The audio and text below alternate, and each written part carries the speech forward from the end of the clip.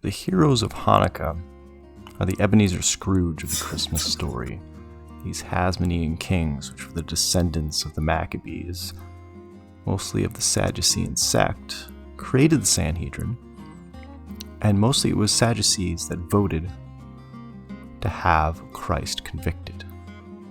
Now, they would only vote like this during the pilgrim feasts, so 3 times a year would the Sanhedrin meet, 2 from every province, 2 from Jerusalem, split between the Pharisees and the Sadducees. Now this is great cultural context, and we're going to build into these two sects, the Pharisees and the Sadducees, on this series, this road to Bethlehem. And the whole goal here is to give the Christmas story and the Gospels some cultural context, because no one likes to study the intertestamental period, and not just talking Christians, I'm talking those in Judaism as well. And the goal here is not to have a battle between Hanukkah and Christmas and say which one is better. So I get it, Christmas is about the Messiah, and Hanukkah, what is it about? They've made it about lights lasting longer. It's like saying your cell phone battery lasted for 8 days without charging. It's a bit of a contrast, right?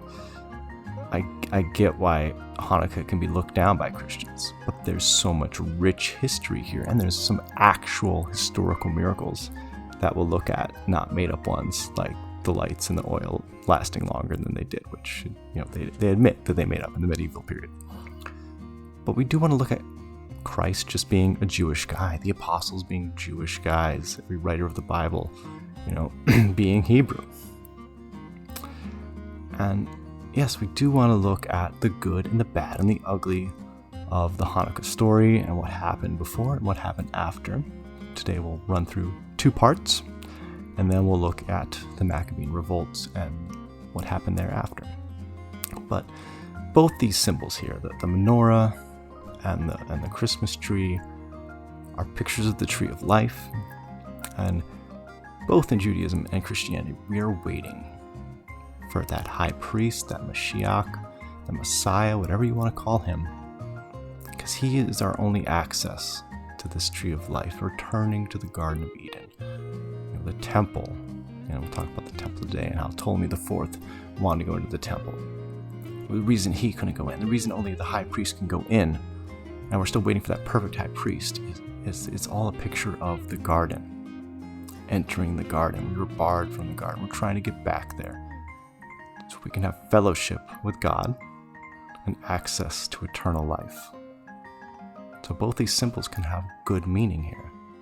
Yeah, you can point to paganism, people like, the Hanukkah is evil, the Christmas tree is evil. It's all why you're doing this during these holidays. Whatever you celebrate. We do the menorah in our house. I don't look down on people for doing the Christmas tree. But I do want you to have some more context and understanding of what you're celebrating during this winter celebration. So big goal here, looking at the Pharisees, looking at the Sadducees. Essenes don't really make it into the New Testament, but they do, and we'll look at that. They're interesting, at least, and we'll run across them in our history as well. But before we do all that, let's dive back in. So when you're reading your Bible, you get the minor prophets, Ezra, and then Nehemiah. Of course, you're looking at Esther as well. These are all happening during the Persian Empire, right?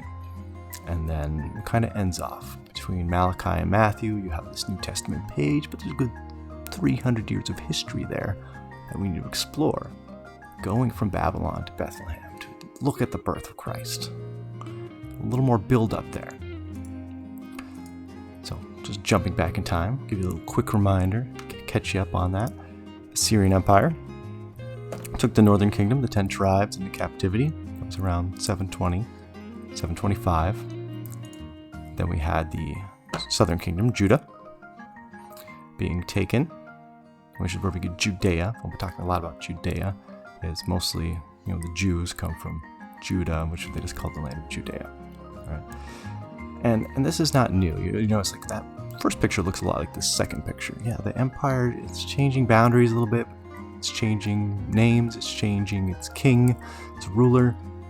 This is happening. Hittites before them, and then even Nimrod going all the way back, to the Tower of Babel. And then, Genesis 14, you'll read about a war. What are they doing in that war? They're reconquering, they're resubjugating the land of Canaan. And why Judea? It's just always coming up, and look at why that is. Mainly, it's a great thoroughfare for commerce with the Mediterranean Sea, but also by land, trade routes to Egypt, the breadbasket of the ancient world. Right? Here's Persia. Boundaries again, changing a little bit. A little more going east and west. You can see Greece over there in the green. In the east, in the west here, getting ready, conquer. So this all goes back to Nebuchadnezzar's dream, right? He has this statue. So it's all one statue, which I think is important to point out. What we're seeing here is it's the same kingdom. It's the enemy of God, essentially. It's the enemy of Israel. It's just changing names, changing leaders. Golden head, silver chest and arms, moving into Greece, the bronze, then the legs of iron, and then the mystery kingdom, right? The miry clay and the iron. Future kingdom, or the current kingdom, if you will. Not here to get eschatology, here to look at the past, look at the adjustment period. That's not my forte. So, in part 1, part 2 here, we're going to look at mainly the Ptolemies here and the Seleucids. So after Alexander the Great dies, he's conquered the whole world, and the Diadochi are his successors, and they fought each other after they fought for power, they fought for land, and the Ptolemies and the Seleucids just continued to fight each other. And guess what's right in the middle? Of course, Judea. So that's why we'll talk about them. The other guys are busy fighting a new foe, Rome, who was very busy fighting Carthage and Hannibal with his elephants and all that fun stuff. So they come into play a little bit, especially with the revolt, which we'll get into in part 3. So just some names we're going to hear as I'm studying. I'm just loving this John Hyrcanus. Like I want to write a song about him. He's amazing. And some of these are just, I've written blogs and Alex Janaeus in the past. You're probably familiar with him. He's a bad guy, but the more I study, I'm like, whoa, his wife is pretty cool. Pretty cool name, Alexandra. I'm married in Alexandria, so liking this history. And some of these names you recognize, some of these you don't. And it'll be fun. It'll be a fun little jaunt through history. Learn about this guy, Mattathias, Judah Maccabee, looking at the Hasmoneans, reconquering the land of Israel, and then building into the Herods, who were reigning at the time of Christ. Lots of different Herods. And then, look at this. Pretty much the same exact, reconquered, almost the same land that David and his son Solomon had fleshed out. So that's pretty crazy. How small Judea had become after the remnant returned to Persia. It's not all Jews, and we'll talk about that here in part 2. That most of the Jews here are still scattered. There's a small remnant that came with Ezra. Nehemiah, Ezra bringing religious reform, Nehemiah rebuilding the walls, getting Jerusalem back, and read the books like Zechariah. The temples got a shaky, rough start. You have a lot of enemies surrounding them still. And now they're just getting flip-flopped between these two. They're right in the middle of these two superpowers. So now I'm going to kind of read my slides. So if these two Greek superpowers united against Rome, history would have been altered and Judea would have been a very different place. If these 4 kingdoms were like, hey, Rome's getting pretty big over there, getting pretty feisty, why don't we unite? Macedonia and Thrace, they took the brunt of it, while the Ptolemies and the Seleucids were kind of greedy, just land grabbing and fighting each other. So the Battle of Raphia was the greatest battle of the Syrian wars. Gigantic. Watched a whole video on it. It's crazy. And directly affected Judea. And you might be asking me, Nate, besides YouTube videos, where do you get your information?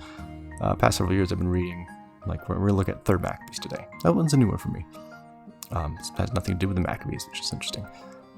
But 1st, 2nd Maccabees, a lot of my research I did for my 2nd novel dealt with this history, dealt with Jesus' birth. So I wanted context. So I read a lot of Josephus. Listened to mostly 1st through 4th, his Antiquities of the Jews, and then Wars of the Jews, which is mostly about the siege of Jerusalem in 70 AD. So then just, yes, of course, watching videos, reading a lot of Wikipedia, trying to piece it all together. Because those ancient, documents are good. Because, the Maccabees would have been written during this time.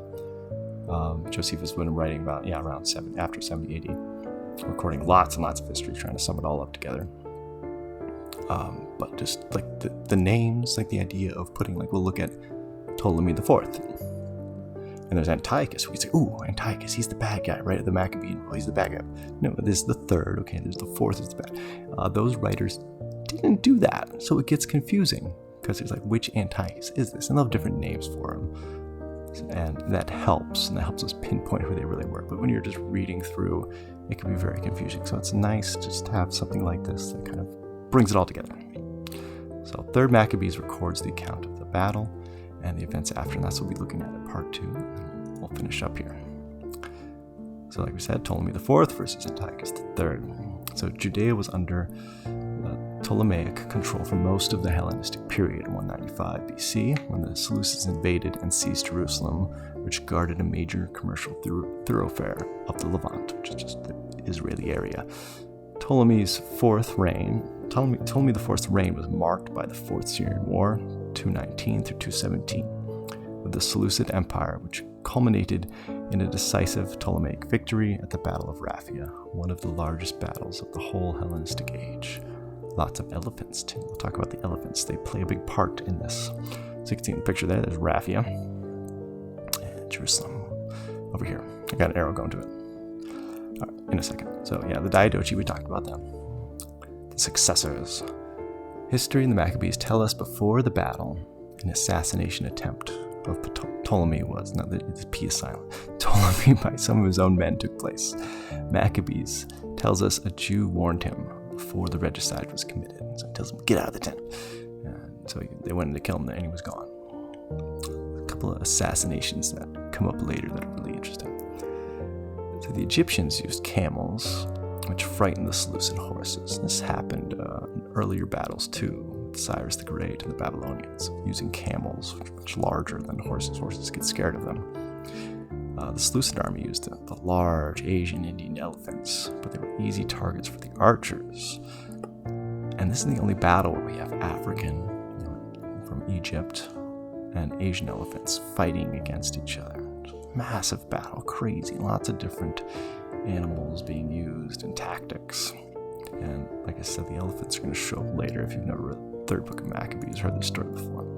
So there's Jerusalem. So after this victory, Ptolemy goes around, and many of the temples in this area, in this new area that he's reclaimed, was under his control. And Antiochus III just said he'd come down and say it was his. We're going to take a quick look, because I just found this very interesting. If you never studied the Ptolemies, the dynasty is how I described it, which I thought was hilarious. And another important point here is every king of Egypt is always the pharaoh. So even if we looked at like Xerxes of Persia, he would have been, since he had control of Egypt, his title would also be pharaoh, right? Just important to think about, especially if you're thinking about the king who ruled over Egypt when the Hebrews were enslaved, which is also a nice 300-year gap, which we don't have a lot of information for. 200, 300 years, a lot can happen in there. Think about our entire nation, the United States, and our history. Just to gloss over that. So even for the Greeks, the line of Ptolemy quickly fell into evil lifestyles that made even the Macedonians of Alexandria question their reign. They're like, I don't know, that doesn't sit well what you guys are doing. The Egyptians, however, were kind of swayed by the Ptolemies' incest, because many of the gods of Egypt had incestual relationships, such as Osiris marrying his sister Isis. So like we said, Ptolemy visited many of the temples after his victory at Raphia. That included the Jerusalem temple. So we have Ptolemy, the fourth here. Philopator was his name, which means father lover.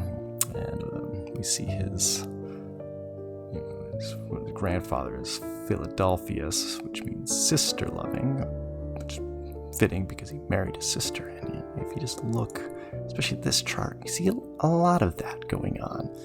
So when we get to like Cleopatra VII, which is the most known of the Ptolemies,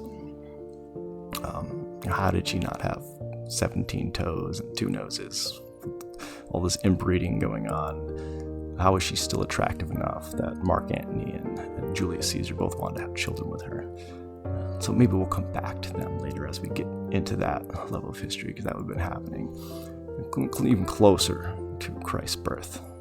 But just to give you a little bit of a picture there of how these weren't the greatest people. That kind of gives us some context for what's about to happen in the book of Maccabees here. So Ptolemy, of course, was barred from the Jerusalem temple. The Levites didn't want to let him in, even though he offered sacrifices, saying, like, this is not how we do things here. Like I mentioned, the temple was a picture of the garden, and only the high priest would enter, and that was just once a year on the Day of Atonement. This made him furious, but the whole city of Jerusalem just like is begging him. Like there are people weeping in the streets, so it's like, okay, it's like he just kind of leaves, and instead of taking his anger out on Judea, he just had a big battle. So he let it fester, and he goes back to Alexandria in Egypt, and there he like talks to his friends, and he demands all the Jews be rounded up into his great hippodrome. Which you have a picture of a hippodrome there. I don't know if that's actually his. But when I googled it, that's what came up. And he was going to have them be trampled by elephants. So 500 elephants were made to get drunk off wine and frankincense. I never have drank frankincense, but I don't know why, but that's interesting. So after several failed attempts, because they keep finding more and more Jews. Like I said, there's a lot of Jews, they've been scattered. Even after the Babylonian exile, there were still Jews living in the land. And there's a whole story of Gedaliah, who was this governor, who was assassinated. And then the king of Babylon was like, how dare you kill my governor? And then they grabbed Jeremiah the prophet and they fled to Egypt. And then he came back and completely wiped out. Because normally you don't just wipe out a city. You only do that if you're trying to make a point. Normally you want it to continue to exist so they can pay you tribute. So they really had to do something really annoying and wrong that would cause the king of Babylon to do that, which caused really for Israel to be desolate. A lot of the Jews fled to Egypt at this time and stayed there. They even wanted to build a temple in Egypt. So there's massive amounts of Jews still practicing, still keeping the Torah, and they're trying to rally them all up. Even in just the city of Alexandria, they can't count them all. They can't get all of them into this hippodrome. There's just so many Jews in the city. So eventually he's like, all right, let's just kill them after like several days of this. And they've been getting the elephants drunk, and then they would call it off. But this time, Ptolemy is very drunk himself, and the elephants get released, and then these 2 angels appear, and they drive the elephants backwards into Ptolemy's men, causing many of them to be killed. It reminds me of the fiery furnace, right? It's like, go to throw them in, and the men that are throwing Shadrach, Meshach, and Abednego are getting killed. And the Jews never see these angels, but they're all unharmed. And Ptolemy, having witnessed this, repented of his acts. He's like, okay, obviously, I've heard stories of these Jews before. Lots of history. Don't mess with the Jews. It happens a lot. People think, now, they're just such lowly people, but you put them in a corner, God's like, he'll step up. So this was a miracle. I like this story. And that's the end of part 2. So hopefully you enjoyed this quick version of 3rd Maccabees, which is a very small book anyways, but it is a great prelude into what we're going to be going into next, which is our Maccabean revolt. So jumping 30, 40 years ahead, now we'll look at Antiochus IV, and give a little smack with the hammer there. Yeah, the hammer, Judah, that's Maccabees. Maccabees is hammer. That's where he got his name. That's where the Maccabees got the name. They would hammer the Greeks. Constant guerrilla warfare style. So we'll look at that in part 3. If you like this stuff, please leave a comment, make a correction, give me a thumbs up, And that just encourages me to keep going with this series. Hopefully we'll have a part each week, all the way up till Christmas. Have a blessed Thanksgiving, guys, and take care.